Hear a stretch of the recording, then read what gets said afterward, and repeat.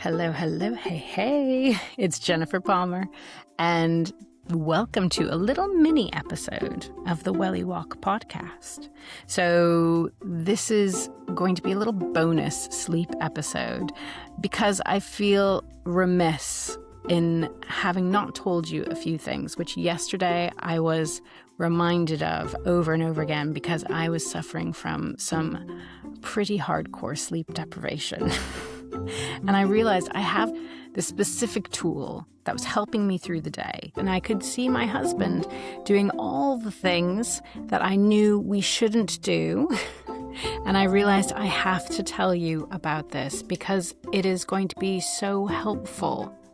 So I'm going to give you this tool, or protocol is maybe a better word, how to approach the day ahead when you've woken up and you look back and you maybe have small children and your sleep has been cobbled together, or you've gotten off of a plane, off of a red-eye flight, and you're going to have extreme jet lag. Maybe you had 2 hours of plane sleep, which we all know what that's like, or maybe you have insomnia. This is for you to remember on these days.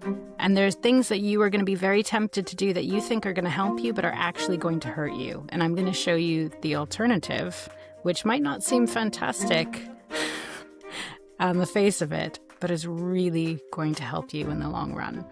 And also something that you're going to be tempted to do, that we're all tempted to do, but is extremely dangerous that you might not realize. And it's not just dangerous for you, you are endangering other people in doing this thing. So for anyone new to the podcast who's listening to this episode, thank you for listening and tuning in. I appreciate it, but you might want to go back. If you're just interested in sleep, I get it. Go back to the first sleep episode and there'll be 3 big juicy episodes all about sleep for you. And this will help figure into all of that.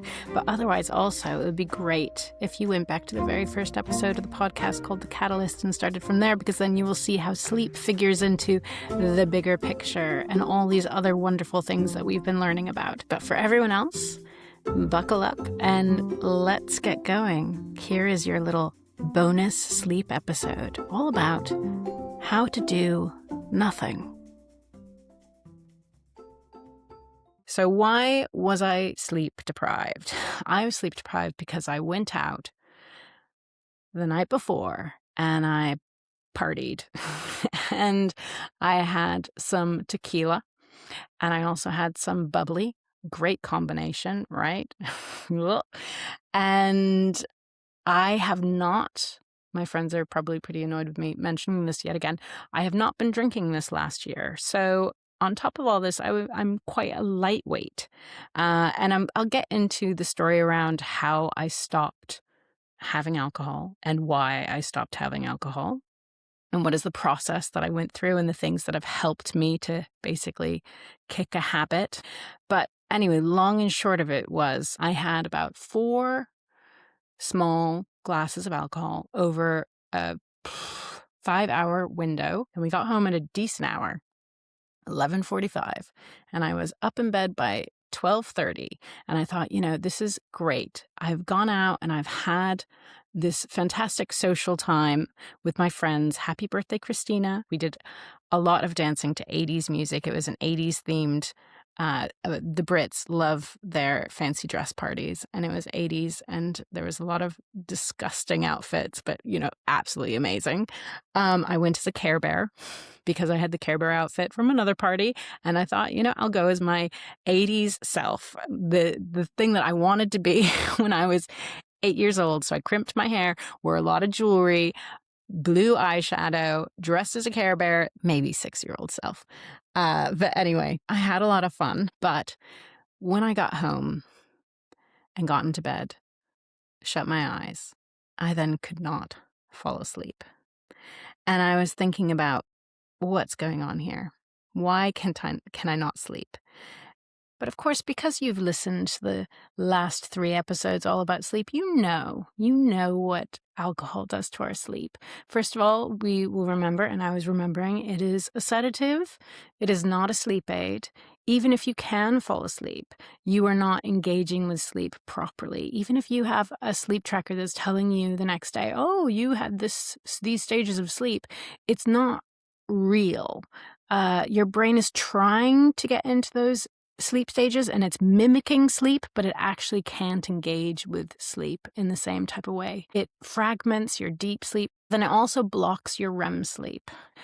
So I knew this was going to happen, but here I was not even able to fall asleep, quote unquote. I wasn't even able to be sedated. I was just wide awake. And then I was reminded of all the sugar that's in those margaritas that I was drinking and all the sugar that's in that bubbly Prosecco and all the sugar that was also in this elderflower non-alcoholic cocktail that I drank in between things trying to feel good about myself not having too much alcohol. And just that sugar was affecting my sleep, was keeping me awake. And we know that food and sugar in particular, I didn't quite mention, but Matthew Walker talks about how it's very unhelpful on sleep to have sugar close to bedtime. And it can affect your sleep. And here it was. I felt like a Studio Ghibli spirit animal that was part owl and just these gigantic eyes wide open and not even thinking about anything, just a blank stare. And I could not claw those eyelids down. I just had to be awake with no thoughts even going through my head, just awake and aware that I was awake. And I saw 1 o'clock go by and I saw 2 o'clock go by. 3 o'clock, I started to feel nauseous. So I went downstairs to try and forage for something to line my stomach. Went back upstairs. I think I probably nodded off at 4. And then I was up at 5:30 feeling like, all right, I'm not going to sleep at all. So I went downstairs at 5:30 and started to watch something on the television screen. And then the kids got up. So the next day I was very rough, out for the count. And just, that feeling like there's a lag time of about 5 seconds between external stimuli and my brain getting the message, and then another 5 seconds before I actually react to it, that kind of feeling. And just can never remember why I went into a room or what I was in the middle of doing. Like every couple seconds, like, what am I doing here? Why am I doing this? And I did all these things which were just classic sleep deprivation. I cut my finger with a knife. Classic sleep deprivation. Reminded me very much of when we had newborn babies and how it felt for months and months and months, if not years, and how much we made that normalized, but how catastrophically inhibiting it is, and how it affects you so profoundly and makes you feel so miserable and out of sorts, but you kind of acclimate to it as well. It's really funny, and that came up a lot in the sleep science as well as with other things that I've been learning about how we are really good at adapting to whatever the circumstances are and making ourselves feel like, no, we're fine. We're fine.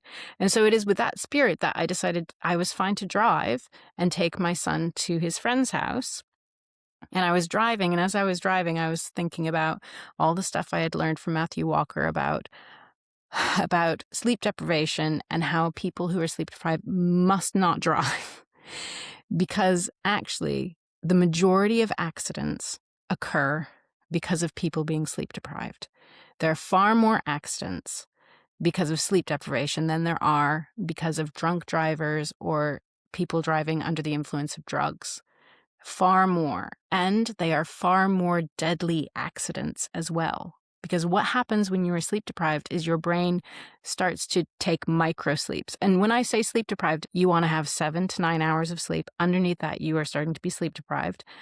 Under 5 hours of sleep, you are 3 times as likely to have a car accident if you've had 5 hours of sleep or less. If you get down to 4 hours of sleep or less, that rises to 11.5 times more likely to have a car accident, something like that. And the thing is, these car accidents are far more deadly because you start having microsleeps, which is when your brain shuts off for a second, 2 seconds. You are completely offline and you cannot react at all. You are off. You are asleep. And so one of the chilling telltale signs that he talked about of somebody who's had an accident at the crime scene, you will see the report comes back that there was no sign of brake lights because they didn't brake because they were asleep. And there are no skid marks because they did not react. They did not apply the brakes. They were asleep. And if you're driving at 60 miles an hour, you can cross like 100 feet of traffic in a few seconds and, take out a couple of their vehicles on the way. So that said, I was also thinking about my friend, one of my friends who I saw at the party as well, who a couple of months ago now drove her car backwards by accident into the garage door. And she just looked at me when she was telling me the story and she said, "I'm so tired. I am so tired." And I thought about this sleep deprivation thing and why we shouldn't be driving and what it does to us and our ability to react and just to function, and how our brains adapt and make us think that we are functional, but we are not. And Matthew Walker cites these studies where they compared the reaction times and the intelligence of people not sleep deprived versus sleep deprived, and then asked those people who were sleep deprived how they felt they performed. And the people who were sleep deprived thought they performed just fine. But the evidence of that study shows that they were extremely impaired in their ability to perform tasks. But they thought they were absolutely fine. So just keep this in mind. Keep this in mind. So now I just want to give you some sage advice from Matthew Walker that has helped me through yesterday and is helping me through today because I'm still struggling a bit today. But this is something, again, I was remiss in telling you. I couldn't quite fit it into the podcast sleep episodes before because each one just kept on getting longer and longer and longer. But this one is so good, but yet so torturous. So I apologize, but it's going to help you out. So the way you remember this thing is by thinking the phrase, do nothing. Do nothing. Can you remember that? Do nothing. I'm sending it to you like I've put you into hypnosis and I'm doing a wiggly thing with my fingers, and you're going to remember this. Do nothing. Do nothing. This first piece of advice is going to be about non-action you're going to take when you're sleep deprived. And then I'm going to tell you some actions that are going to help you to muddle through that you can do for yourself instead. Okay, so Matthew Walker says do nothing. And what he means by this is following a night of sleep deprivation, you do not do the following things. You do not sleep in the morning. You wake up at the same time you normally do. And why is this? This is because you want to preserve your circadian rhythm. You need to keep it strong. If you start messing with it, you're going to have trouble that coming night. You're not going to want to go to sleep at the same time you normally do, which is going to have a knock-on effect when you want to wake up the next day, which is going to have a knock-on effect to how you're feeling the next day. And you're going to start messing around with all these things that I'm going to talk about now and just make a muddle of things. So do nothing. And remember, this is going to be short-term pain, long-term gain, all right? So you do nothing, you get up at the same time, you don't sleep in the morning. The next thing you don't do is you don't have more caffeine than you normally would take. So just have the same amount of caffeine you do most mornings. I cheated a little bit and I'm still playing around with, I'll have 1 cup of coffee in the morning and then I might supplement with a cup of green tea to just kind of give me that kind of slow release caffeine and maybe an hour later and kind of bolster it. So I allowed myself to have that little bit of green tea an hour after that first cup of coffee, but I was not tempted to then have coffee mid-morning and then have coffee after lunch and then have coffee in the afternoon. Don't do that unless that's what you normally do and it doesn't affect your sleep. Remember, caffeine is an adenosine antagonist. Adenosine is sleep pressure, and you want sleep pressure to build so that it sends you to sleep. It gets you to sleep at the right time in the evening. And if you have caffeine, especially later in the day, within 10 hours of sleep, especially for the majority of people, but for me, I'm much more sensitive, so I stop having caffeine 15 hours before sleep, then it's going to block adenosine and you will not have that sleep pressure and you will be tempted to stay up later. You will feel more awake at the time you usually go to sleep. So have the same amount of caffeine you normally do and do not have more caffeine. The next thing you're going to want to do is have a nap at some point. And it's probably going to be like, especially if you don't have any caffeine, or if you do have caffeine, you'll probably muddle through until like 4 o'clock in the evening and then think, oh no, I'm starting to fall asleep. So I'm just going to take a little nap. And then maybe that nap, I see my husband do this, and I try not to, I don't nag at him. I just ask him to listen to the sleep episodes, which he still hasn't done, but he will someday. You can bring the horse to the water, you just can't force them to drink. But if you have a nap around 4 o'clock or later than that, again, this is going to have the same effect as having caffeine, in that it's going to make you awake and it's going to erase adenosine, the sleep pressure, so you do not feel like going to sleep at the normal time. When the normal time comes around, you're wide awake, and so you'll probably stay up for a couple more hours, and then it's going to push your sleep, and you're going to want to sleep in later the next morning, or you're not going to be able to, and then you're going to want to have more caffeine, and then you're going to want to have a nap the next day, and you see how it's going to have a knock-on effect for days. So we're going to nip it in the bud in one day. Short-term pain, long-term gain, okay? This is what I'm saying. So no nap.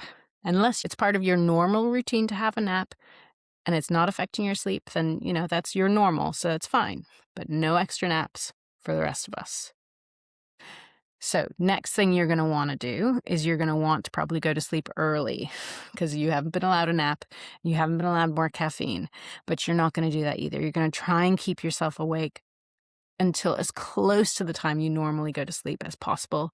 We want to preserve regularity, remember? So waking up at the same time, going to sleep at the same time every day, that preserves your circadian rhythm. That will make your sleep robust and strong and help you to stay asleep and have better quality of sleep when you're asleep. It's really important. So that's the do nothing idea. Did I skip any of the do nothings? I think you get the idea. So if there's something I forgot, you'll figure it out and you'll be like, I probably shouldn't do that either. So what can you do? Those are the inactions. You're going to restrict yourself. Now, what can you do? Well, I would say when you wake up in the morning, make doubly sure to get outside and see some sunlight. Look to the east, get some sunlight in your eyes, because that is going to anchor your circadian rhythm and tell your brain, yes, sleep was really weird last night, but here it is. Here's the morning sunlight. This is when we are still supposed to be getting up in the morning. Eat at your regular times throughout the day. Do your regular schedule. So if you socialize at a particular time during the day, that's also a great thing that anchors you and kind of the more regular you are throughout the day and the more you have a routine, your body clocks these things and it helps you to keep time and helps your circadian rhythm. So all of these things are great. Eat food at the normal times. Also, taking creatine in the morning has been shown to be really helpful for sleep deprivation. I mean, I take 5 grams of creatine every single morning when I first wake up, and I find it just helps me so much. And I've seen of how it affects my Pilates and my push-ups especially, but also how I feel more awake and resilient. And there's been scientific studies around this that show that it is really helpful in combating sleep deprivation, and it can buffer the effects of sleep deprivation on our bodies. So a regular small dose of creatine every day, 5 grams, will help you in general. It will help your sleep because it helps you to be more resilient against stress. But when you are particularly sleep deprived, you can opt for a quote-unquote acute rescue dose of creatine. This is 20 to 25 grams of creatine. You can go up to 30 grams. And what it's going to do, it's just going to kind of jolt your system, and it's going to help your brain create more energy, more ATP, and buffer the effects of this kind of mental fatigue and cognitive impairment that we get from sleep deprivation. So this is very helpful. Remember that. Get some creatine monohydrate in your cupboard. But also, you might remember that exercise is really beneficial for our sleep. It's really beneficial to exercise moderately, regularly, and that is one of the best things you can do for sleep. But Also, you can give yourself a little rescue dose of exercise by doing a 10 to 15 minute high intensity interval training session. I know some of you are like, oh, no, thank you. I don't want to do that. I've got a spin bike in the study and I just jump on that. It's easy on your joints. 10 to 15 minutes is all you need. And I follow the Stacy Sims model on this HIIT practice. And for those of you who haven't heard of her, she's kind of the big guru in female fitness at the moment, talking mainly with a lot of science to back her up. And she's been on a lot of forums with these other female fitness scientist people, specialist people, about how we need to reapproach female fitness, especially from our 30s on. When you're in your 20s, you're really resilient and you kind of throw everything at yourself. But once you hit your 30s, you might be starting to go into perimenopause. Some people hit it earlier than others. Perimenopause can take like 10 to 15 years, and then you're going into menopause. And your hormones are shifting, and they're really affecting your ability to train, and also your bone density and all these other things. And HIIT training figures into her whole thing. So I take from her, she recommends that we just do 5 cycles of high intensity interval training. And you start with 5 to 10 minutes of a warm up, very easy, very low intensity. Think about your heart rate only being in zone 2. If you think about zones going up to, I think it's zone 0 to zone 5. So zone 2, you're really low.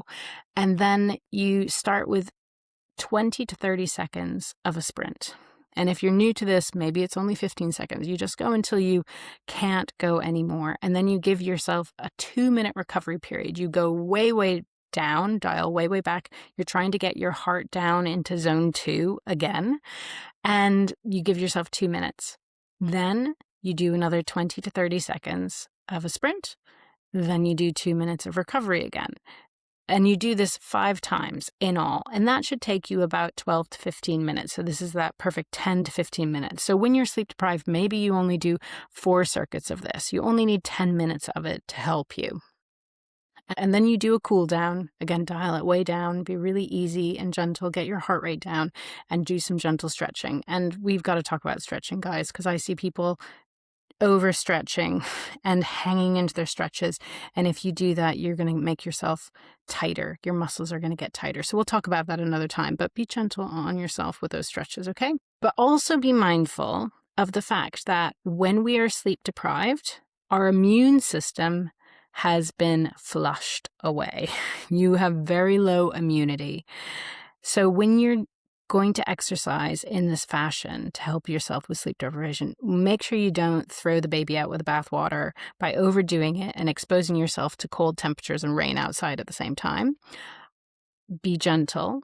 And the first signs that you think you're overdoing it, which is hard to tell when you're very sleep deprived, maybe dial it right back.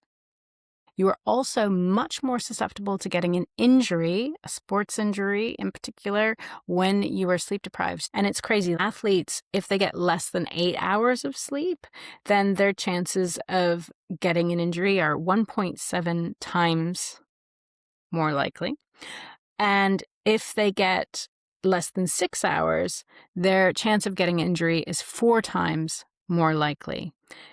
So just be aware that this could happen. Again, be gentle. That's why I do it on a spin bike and I don't go out running in the woods where I might trip or strain myself going up a hill, being too enthusiastic and not really paying attention and understanding how impaired I am. Because remember, we are all very poor judges of how impaired we actually are from sleep deprivation. So these are 2 great tools, especially to use in the morning. You don't want to exercise too close to bedtime. Some people can get away with exercising up to an hour before bed, but some people are much more sensitive to what it does to your heart rate and also to your core body temperature. And remember, our core body temperature needs to stay low in order to fall asleep. So opt for the morning with these two things. Just think of exercise as something you're doing to buffer the effects of sleep deprivation, to wake you up and to clean out the system a little bit, to give you a little bit more of a cortisol bump in the morning, which naturally helps to support the circadian rhythm as it's supposed to rise in the morning. So you're helping to bolster your circadian rhythm again. Okay, then finally, I've told you you're not allowed to have more caffeine in the afternoon when you start to feel sleepy. I've told you you're not allowed to take a nap. So what can you do? Because the afternoon is kind of the worst. Your circadian rhythm is naturally going down. You naturally start to feel more sleepy in the afternoon, siesta time. So instead of caffeine and a nap, let's do some non-sleep deep rest. I told you all about non-sleep deep rest. Non-sleep deep rest is based upon Yoga Nidra, which is yogic sleep. So it's a practice in yoga developed over thousands of years, and it helps you to restore yourself. And it has been shown, I think 20 minutes of Yoga Nidra can help you in a similar fashion to having 2 hours of sleep. So it's a really potent tool. And I talk about it in one of the other sleep episodes. And I practice Yoga Nidra almost every day now. And it's really helped me with my sleep at night. It's trained me to be able to get into my parasympathetic nervous system that much more easily. And some of the techniques I use at night if I wake up to help me to fall back asleep. I do a little bit of some of these ideas that I've learned from Yoga Nidra just before sleep, and especially if I've had a stressful day, to get my brain off of itself.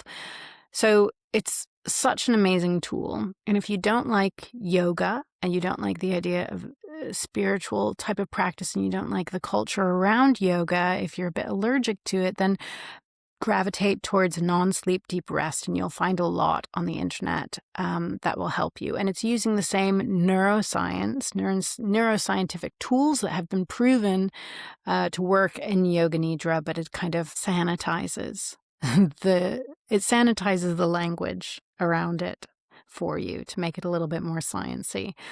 So throw that in your afternoon. Get 20 to 30 minutes of that, and it's really going to help you. And then let's stack it like a super nap.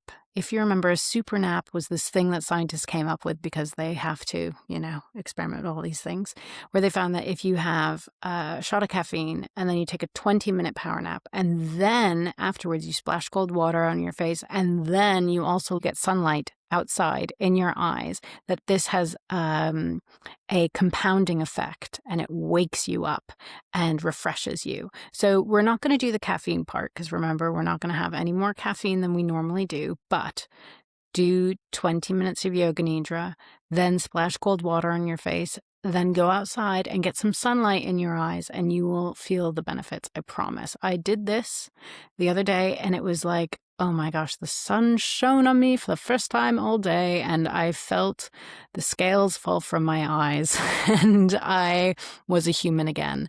It worked. So that's what we're going to do in the afternoon. Then you're going to go through the rest of the day, and you're going to try to stay awake, and hopefully this Yoga Nidra and having exercised and having had creatine, having gotten sunlight in your eyes first thing, it's all going to help you, and you're going to make it until your normal bedtime, and you're going to go to sleep then. And then you wake up in the morning and you've reset everything. You are back to your normal, and we've nipped it in the bud in one day instead of having a sleepover hangover that lasts for days and days and days. All right, let's have a little review, shall we? Because I find when I listen to one of these podcasts and they're talking about tools and protocols and things like that, I need them to repeat it at the end. Because the first time you were learning something, remember, all of your energy is being spent on just paying attention and focusing, and you're not truly absorbing it. So to review, when you have a bout of bad sleep deprivation on your hands, you're going to remember the phrase from Matthew Walker, do nothing. Do nothing refers to the fact you're not going to sleep in. You're going to wake up at the normal time. You're not going to drink any more caffeine than you normally do. You are not going to take a nap unless you normally take a nap, and do it earlier in the afternoon, not later in the afternoon. And you are not going to go to sleep any earlier than you usually do as well. Tough stuff. So then what do we do to help ourselves? To help ourselves get through this, we're going to get up at the normal time, but we're going to go outside and we're going to get sunlight in our eyes, looking to the east. 5 minutes if it's a really bright morning, and up to 30 minutes, if it's really overcast and, foggy or something like that. Hello, San Francisco and England. And then what are we going to do? Maybe take some creatine with your breakfast. Up to 25 grams is helpful when you have sleep deprivation. Throw a little bit of exercise in there in the morning. Scientists have seen through their studies that high-intensity interval training is most beneficial for this type of sleep deprivation. But don't go too crazy, because remember, your immune system is not firing on all cylinders. So you got to protect yourself, take care of yourself. Then you're not going to drink more caffeine or take a nap, but instead you could do some non-sleep deep rest or yoga nidra. 20 minutes could be as helpful in some respects as 2 hours of sleep. And if you want to make this doubly effective, you're going to stack it with splashing cold water on your face afterwards and going out and get some sunlight in your eyes. Remember, we're not looking at the sun. I shouldn't have to say this, should I? We're not looking at the sun. We're looking in the direction of where the sun is shining for best effect here. Then you're going to get through the rest of your day. You're going to go to sleep at the normal time. And the next day you're going to wake up and you've reset everything. And you're back to your normal circadian rhythm. And we've nipped it all in the bud in one day. No sleep deprivation hangover for you. So those are some things that you can do to help yourself after a night of partying or accidental sleep deprivation. And please just remember, do not drive when you are sleep deprived. Try not to drive, please. I noticed when I was driving my son that there were moments when I was like, I don't remember the last couple moments. And it might just be that lag time that you feel, but maybe that lag time is also that you went offline and you had a microsleep. So it was worrying to me, and I got home as soon as I could, and I'm going to try not to do that again. Okay, so all that said, you get on with your bad selves, bad meaning good, obviously. I'm working on the next episode of the podcast. I know I promised I'd get it out to you toot sweet, but we've had some issues, or I've had some issues with trying to squeeze it in between my work and the kids and illnesses and school things. I am trying my best, but it might not come out for a couple more weeks, which it really annoys me, but it's going to be good when it does come out, because it's going to be a vision of the future, part 2, about jealousy, identity, and your destiny, and how all of this is wrapped up together and helps us to heal from trauma. Ooh, I hope that has hooked you, and you shall return, and I shall see you then. So until then, I've got another birthday party this weekend coming up. I'm not going to drink. I'm going to go and not drink too much sugar either. Just have a nice little social time and get home at a decent hour and get some sleep. No repeat of the last time. Not this soon. It's another fancy dress party too. Après ski. Not sure what I'm going to wear. I need to find a dirndl or something. Anyone got a dirndl? Well, I'll let you know how it goes. All right, that's it on this special little bonus episode about sleep. So I'm going to call that part 4 about sleep. Share with anyone you know who's interested in sleep, who's been sleep deprived. All those poor mummies and daddies with newborn children as well. This could help. But hopefully the other sleep episodes, remember, give those to people who need some sleep help. And let me know too in the comments if things have helped with sleep. I really hope that they have, because I had no idea how wonderful it was. Some of you probably knew. I didn't know, and now I know, and now I'm trying so hard to preserve it. Okay, enough of this. I gotta go practice my yodeling. And yes, Easter holidays are starting. I'm gonna have them home for 2 weeks now. So bear with me, and hopefully we'll have a vision of the future, part 2, out for you soon. All right, guys. May the welly be with you. May sleep be with you as well, and yodelay. Bye-bye.